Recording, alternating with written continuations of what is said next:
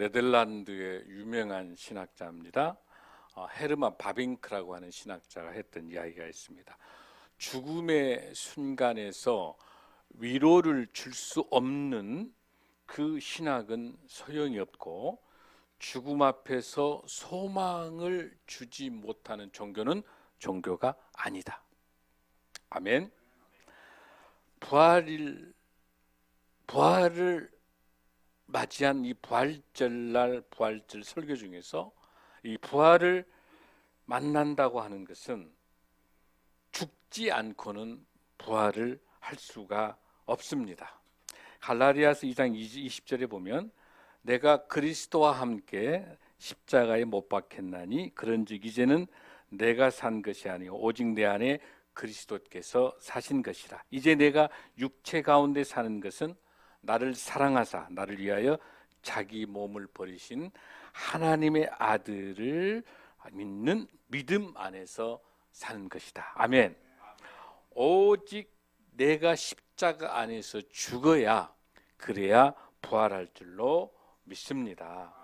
오늘 이 본문이, 이 고린도전서는 여러분이 잘 아신 것처럼 바로 고린도 교회 교인들에게 주는 사도 바울의 메시지 중에서 13장은 사랑장이라고 이야기를 하고, 고린도전서 15장은 우리가 부활장이라고 이야기를 합니다. 이 부활에 대한 이 부활장을 설명할 때 우리가 전반부 후반부로 나눠볼 수 있는데, 이 15장 1절에서부터 시작해서 11절까지의 설명은 이렇게 되어 있어요. 우리 예수님께서 부활하신 이후에 가장 먼저 만난 사람이 베드로를 만나시고, 그 다음에 12제자를 만나십니다. 그러고 난 다음에 500의 형제에게 나타납니다. 그리고 또 우리 예수님의 형제 야고보에게 나타납니다. 그리고 모든 사도에게 나타납니다. 그렇게 이야기하면서 사도 바울이 이렇게 이야기합니다. 만삭되지 못한 아주 보잘것없는, 죽을 수밖에 없는 나 바울, 나를 만나 주시는, 바로 자신에게 임하신, 바로 다메섹에서 부활하신 예수님께서 사도 바울에게 나타나셔서 만나 주신 그 부활의 기쁨을 가지고 이 사도 바울이 고린도전서 15장에서 이렇게 설명하고 있습니다. 그러면서 설명하는 10절에도 내가 나된 것은 하나님의 은혜로 된 것이라고 사도 바울이 고백합니다. 그렇게 설명하면서 3절 4절에서 성경대로 그리스도께서 우리 죄를 위하여 죽으시고 또 성경대로 3일 만에 부활하신다는 그 말씀을 고린도전서 15장 3절 4절에서 사도 바울은 설명하고 있습니다. 여기서 말하고 있는 성경대로라고 하는 것은 구약이 신약 시대에 와서 예수 그리스도를 통해서 성취되는 사건이죠. 창세기 22장 2절에 있는 말씀입니다. 호세아서 6장 2절에도 있습니다. 여호와께서 우리를 일으키시리니 우리가 그의 앞에서 살리라. 이사야 53장 10절에도 있습니다. 스가랴서 12장 10절에 있습니다. 이 창세기에 있는, 이사야에 있는, 호세아에 있는, 스가랴, 이 모든 성경에 있는 이 말씀의 성취가 바로 우리 주님께서 이 세상에 오시고 또 돌아가신, 십자가에 돌아가신 후에 3일 만에 부활하셨다는 사건들을 설명하고 있는 이 본문을 먼저 고린도전서 15장 1절에서 11절까지 설명을 하고 난 다음에 오늘 있는 이 본문의 12절로 들어가고 있습니다. 우리 12절을 한번 봉독합니다. 시작. 그리스도께서 죽은 자 가운데서 다시 살아나셨다 전파되었거늘 너희 중에서 어떤 사람들은 어찌하여 죽은 자 가운데서 부활이 없다 하느냐. 아멘. 부활을 믿는 사람들은 영원에 대한 삶을 산다 한다면, 부활을 믿지 않는 사람들은 어디서 멈춥니까? 현세에서 멈추는 거예요. 현세밖에 모르는 거예요. 부활이 없다고 하는 것은. 그래서 우리에게 있어서 그 부활의 근거가 무엇인지 13절을 한번 보겠습니다. 시작. 만일 죽은 자의 부활이 없으면 그리스도도 다시 살아나지 못하셨으리다. 예수 그리스도께서 부활이 없다면 생명이 없는 거죠. 부활을 통해서 우리가 예수 그리스도의 생명에 힘입어서 우리가 부활의 근거가 되는 건데, 여기에 있는 것처럼 부활이 없다라고 한다면 우리 그리스도는 다시 살아날 수 없으신 거죠. 자, 그런 의미에 있어서 오늘 중요한 본문이 이제 14절부터 시작이 되는데요. 시작. 그래서 만일 다시 살아나지 못하셨으면 우리가 전파하는 것도 헛것이요 또 너의 믿음도 헛것이며. 이 본문이 아주 중요한 이 단어가, 이 헛것이라고 하는 이 단어가 케노스라는 헬라어인데요. 굉장히 중요한 단어야. 이 단어가 무슨 형이냐? NIV 영어 성경도 보면 잘났다. 현재형을 쓰고 있다는 사실입니다. 헛된 단어. 그러니까 여러분들 이 문장을 정확하게 이 본문을 해석하려면 헬라어의 본문을 살려내야 돼요. 저랑 같이 한번 제가 볼게요. 다시 살아나지 못하셨으면 헛것이로다. 다시 살아나지 못하셨으면 헛것이로다. 우리가 전하는 것이, 이렇게 해석이 되는 거예요. 그러니까 헛것이 강조되는 거예요. 현재 우리가 전하는 모든 것들, 우리가 지금 복음을 전하는 것들, 우리가 전도하는 것들, 이 모두 다 이런 것이 어떤 것이다? 헛된 것이라는 것이. 또 하나 중요한 건 뭐냐면 그리고 너희가 헛되도다 너희가 믿는 것도, 같은 뜻이야. 그러니까 너희가 믿는 것도 헛된 것이고 우리가 전하는 것도 다 헛된 것인데, 이 케노스라는 이 헛되다라고 하는 이 단어가 현재형을 쓰고 있는데, 나중에 17절에 아주 대조되는 아주 바울 사도의 놀라운 신학적인 조명을 하고 있어요. 부활에 대해서. 그걸 조금 이따 다시 설명하겠습니다만은, 자, 여기 보십시오. 지금 오늘 이 시간에 저와 여러분이 이 예배 드리는 거, 이게 어떤 것이다?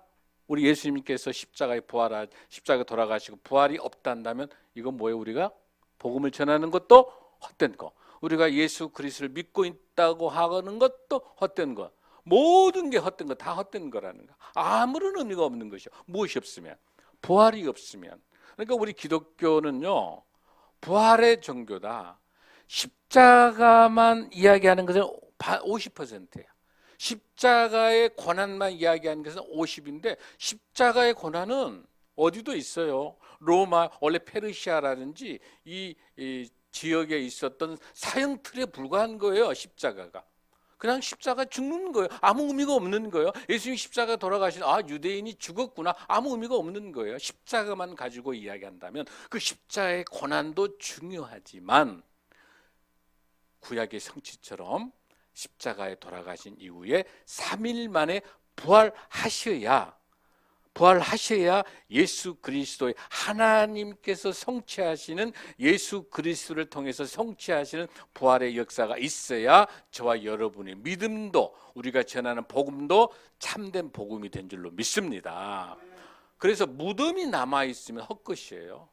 많은 성자들, 이슬람 또 불교, 석가 수많은 사람들 다 무덤이 있는 거예요. 다 무덤이 있는 것은 헛것인 거예요, 여러분들. 무덤이 없어야 부활인 줄로 믿습니다. 부활해야 예수 그리스도인 줄로 믿습니다. 그래야 예수님의 십자가 3일 만에 돌아가시고 부활하셔야만이 저와 여러분도 재림 때 부활의 역사가 일어날 줄로 믿습니다. 그런 의미에 있어서 여러분들 15절의 본문을 우리가 다시 한번 읽습니다. 본문을 시작. 그러니까 증인으로 발견되리니 우리가 하나님이 그리스도를 다시 살리셨다고 증언하였음이라. 만일 죽은 자가 다시 살아나는 일이 없으면 하나님이 그리스도를 다시 살리지 아니하셨으리라. 아멘. 첫째, 중요한 겁니다. 아주 중요한 겁니다. 첫째, 예수 그리스도 죽은 자의 부활이 없다면, 첫 번째는 뭐이다? 우리의 복음도, 우리의 믿음도 모두 다 헛되고 헛된 것이고 거짓 증거를 위한 것이다. 할렐루야. 만약에 우리가 죽은 자의 부활이 없다면 우리의 복음도, 우리의 믿음도, 우리가 하는 모든 것도 뭐에 불과해 버린다. 15절에 있는 것처럼 거짓 증거하는 것이 돼버린다는 거예요. 할렐루야. 그래서 이 죽은 자의 부활이 없다면, 사도 바울이 죽은 자의 부활이 없다라고 이야기하기 때문에 이 고린도 교회 교인들에게 죽은 자의 부활이 무엇인가를 설명하면서 반증법을 쓰고 있습니다. 두 번째는, 만약에 죽은 자의 부활이 없다면은 모든 사람이 계속해서 죄 가운데 머문다고 하는 이 사실을 16절, 17절에서 설명합니다. 시작. 그리스도도 다시 살아나신 일이 없었을 터이요. 그리스도께서 다시 살아나신 일이 없으면 너희의 믿음도 헛되고 너희가 여전히 죄 가운데 있을 것이요. 아멘. 여기 뭐라고 지금 본문에서 설명하고 있습니까? 뭐라고 이야기합니까? 이 본문에서 여전히 뭐하고 있다? 죄 가운데 있다라고 설명하고 있습니다. 죄 가운데. 자, 여기서 우리가 잘 보십시오. 17절에 아주 중요한 단어가 나오고 있습니다. 17절에도 그리스도께서 다시 살아나신 일이 없으면 너희의 믿음도 어때고? 헛되고. 이 헛되고가 마타니오스라는 이 단어인데, 이 헛되다라고 하는 이 단어는 미래형입니다. 아까 제가 설명했던 14절에 있는 케노스의 헛되다는 무슨 형이라고 했어요, 여러분들? 현재 너희들이 하는 모든 것들이 헛된 것이고, 만약에 죽은 자의 부활이 없다 한다면은 너희의 무엇도, 믿음도 헛되고. 그러니까 너희들의 믿음이 헛되다고 하는 것은 무슨 뜻이에요? 너희들의 인생에, 너희들의 영생에 대한 미래도 어떻게 된 것이다? 헛된다는 거예요. 너희의 미래를 책임질 수 없는 것이고, 앞으로 너희들의 미래를 보장해 줄 수 없는 것이다. 만약에 무엇이면? 죽은 자의 부활이 없다면. 할렐루야. 중요한 단어가, 헛되다는 단어가 다르다는 거예요. 과거에 다른 거냐, 현재에 다른 것이냐, 미래에 다른 거냐. 더 크게 무서운 것은 뭐예요? 미래에 우리의 신앙생활이 죽은 자의 부활이 없단다면 우리는 아무런 의미도 없는 것이고, 우리는 영생도 없는 것이고, 구원도 없는 거고, 아무것도 아닌 것이죠. 무섭죠, 여러분들? 두 번째는 여러분 뭐라고 그랬습니까?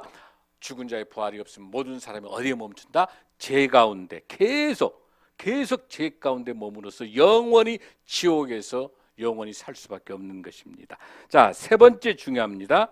이미 죽은 자들도 죽음과 함께 영원히 있을 수밖에 없어요. 뭐 하게 된다면? 죽은 자의 부활이 없다면. 자, 그걸 한번 보겠습니다, 여러분들. 자, 18절입니다. 시작.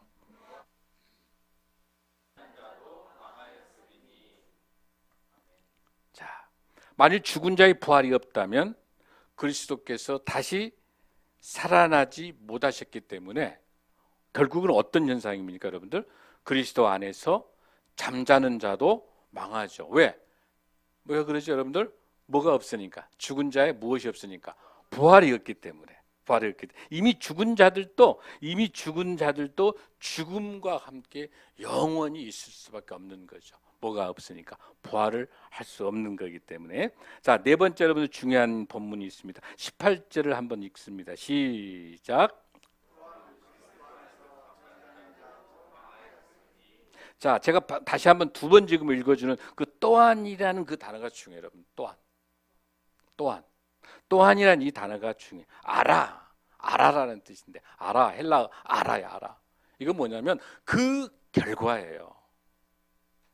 죽은 자의 부활이 없었을 때 그 결과인 거예요. 그 결과가 어떻게 된다, 여러분들? 잠자는 자도 망한다는 거지. 망한다는 것이죠. 자, 그러면서 우리가 네 번째 중요한 사실 한번 보겠습니다.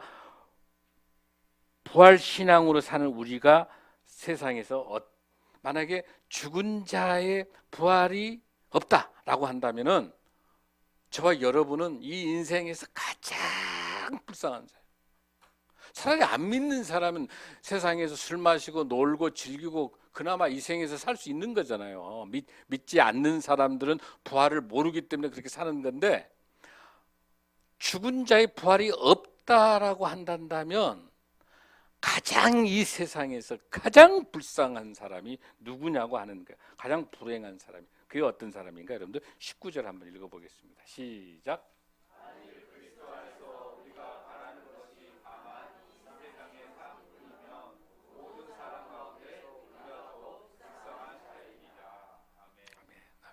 어떤 사람이다?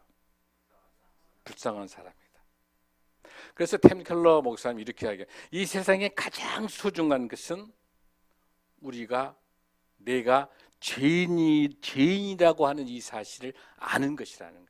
가장 소중한 것이. 내가 죄인이라고 하는 것은, 여러분 뭐가 죄인이라고 그랬죠? 내 인생의 주인이 누구다? 나다. 내가 내 인생의 주인이라고 말하는 게 가장 큰 죄고, 그 큰 죄를 갖고 있는 사람이 가장 불쌍한 것이다. 아멘. 아멘. 저와 여러분의 인생에서 누가 주인입니까? 누가 주인 됩니까? 여러분, 세월을 아껴라. 술 취하지 말라. 방탕한 것이 세월을 아껴라. 성령 충만하면 한 건 무슨 뜻이었어요? 내 인생의 주인이 누구다? 나다?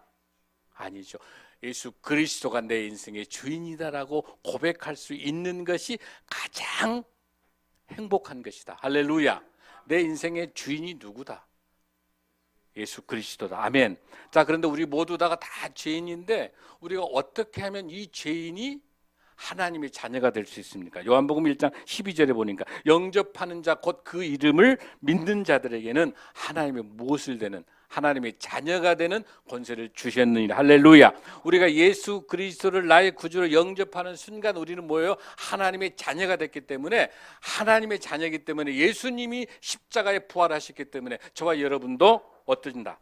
우리 예수님이 재림에 오셨을 때 우리도 부활의 역사가 일어날 줄로 믿습니다. 아멘. 그렇게 하기 위해서 우리 인생이 어떻게 돼야 됩니까? 어떤 삶을 살아야 됩니까? 마태복음 16장 24절 26절의 삶들을 살아가는 것입니다. 시작. 예수께서 제자들에게 이르시되 누구든지 오려거든 자기를 부인하고 자기 십자가를 지고 나를 따를 것이니라. 누구든지 제 목숨을 구하고자 하면 잃을 것이요 누구든지 나를 위하여 제 목숨을 잃으면 찾으리라. 사람이 만일 온 천하를 얻고도 제 목숨을 잃으면 무엇이 유익하리요? 사람이 무엇을 주고 제 목숨과 바꾸겠느냐? 할렐루야. 할렐루야. 할렐루야. 부활의 영광은 소망 가운데서 있으면서 나를 뭐하는 것이다? 여러분들, 부인하는 것이다. 예수님의 자녀는 나를 부인하는 것이다. 아멘. 자, 로마서 1장 4절 말씀 읽겠습니다. 로마서 1장 4절입니다. 시작. 성결의 영으로는 죽은 자 가운데서 부활하사 능력으로 하나님의 아들로 선포되셨으니 곧 우리 주 예수 그리스도시나. 부활하셔서 하나님의 자녀 예수 그리스도로 선포되신 것, 누구예요 여러분들?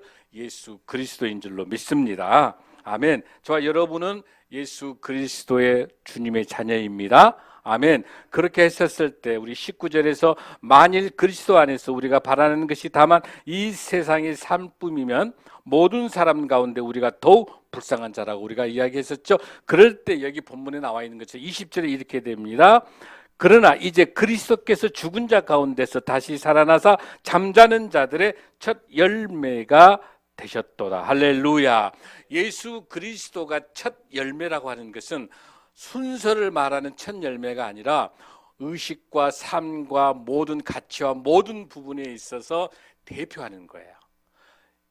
첫 열매라고 하는 말은 첫 번째를 말하는 것보다 훨씬 귀중한 것은 모든 부활의 열매를 대표하는 것이 누구예요? 예수 그리스도입니다. 할렐루야. 그게 예수 그리스도가 첫 열매가 되게 되고 저와 여러분이 둘째 열매, 계속해서 예수님의 부활의 역사와 함께 임하는 저와 여러분이 놀라운 은혜 가운데서 부활의 역사가 있을 줄로 믿습니다. 그런데 문제는 우리 교회가 예수님이 안 계신 거예요. 예수님이 없이 세상에 있는 모든 부귀와 명화와 화려하고 보암직한 것들이 가득 교회에 들어있고 예수님이 설 자리가 없어서 교회 문턱 밖에서 예수님께서 덜덜덜 떨고 계시는 거예요. 우리 마음의 성전인 저와 여러분의 교회가 우리 마음속에 예수님이 계시지 않으면 우리도 죽음 속에서 부활하지 못하는 가장 불쌍한 자가 될 수밖에 없는 겁니다. 저 여러분 속에 예수님이 계십니까? 우리 교회에 예수님이 계십니까? 우리 한국교회에 예수님이 계십니까? 전 세계에 예수님이 계십니까? 우리 예수님을 다시 한번 나의 의지와 나의 실력과 나의 능력과 나의 재물과 나의 모든 것으로 인생을 살았단다면 그건 예수님이 내 안에 안 계신 거예요. 지금부터라도 내 안에 예수 그리스도를 모실 수 있는 우리 예수님이 계시는 마음의 성전, 예수님이 계시는 신생명나무 교회가 되길 간절히 소원합니다. 할렐루야. 예수님이 계시지 않기 때문에 부활도 없는 교회가 많고 부활을 경험해 보지 못한 이 부활 소망 사망 권세를 이겨낸 이 부활을 이 기쁨을 함께 나눌 수 없이 그냥 매일매일 지나가는 영원히 불쌍한 자로 살아가는 그런 인생이 되지 않도록 저와 여러분에게 있어서 매일매일이 부활절 되길 바랍니다. 내 인생에 매일매일 부활절이 되길 바랍니다. 저와 여러분에게 있어서 어떤 고민과 어떤 걱정과 어떤 근심과 어떤 마귀 사탄들이 여러분과 저에게 엄습한다 할지라도 승리와 사망의 그 권세를 이기신 부활의 권능을 가지고 일어나신 예수 그리스도의 부활의 능력으로 우리 삶에서 날마다 이기는 부활 승리의 삶을 사는 저와 여러분이 될 줄로 믿습니다. 에베소서 1장 20절 23절에 있는 말씀처럼 모든 통치와 모든 권세와 모든 능력과 모든 주권이 이 세상뿐만 아니라 오는 이 세상에 일컫는 모든 이름 위에 뛰어나게 하시고 만물을 그의 발 아래 복종케 하시고 그를 만물의 교회의 머리로 삼으셨습니다. 할렐루야. 교회가 그의 몸이니 만물 안에서 만물을 충만하게 하시는 이의 충만함이라. 만물을 충만케 한다고 하는 아주 중요한 메시지입니다. 하나님이 계신다면은 하나님이 하시겠다고 한다면 그 누구도 클레임을 걸 수 없기 때문에 할렐루야 아멘이라고 고백하는 것이 만물의 충만함을 따라가는 하시는 이의 충만함이라는 이 고백이 저와 여러분의 고백이 될 줄로 믿습니다. 저와 여러분에게 있어서 이 부활절 예수님을 다시 한번 우리 마음에 모시고 우리 교회에 우리 예수님이 오실 수 있도록 예수님이 이곳에 계셔서 자정하실 수 있도록 성령님이 운행할 수 있도록 우리 예수님이 가장 기뻐하신 일들 고아와 가부와 나그네와 거류민들을 위한 우리 이웃들을 섬기고 그 이웃에게 마지막까지 땅끝까지 복음을 전하는 사명을 잘 감당하는 저와 여러분의 되시기를 간절히 소원하면서 이 부활절 이 예배 하나님께 온전히 드리고 저와 여러분의 삶 속에도 부활의 역사가 넘치길 바랍니다. 할렐루야 할렐루야. 우리 기도하겠습니다.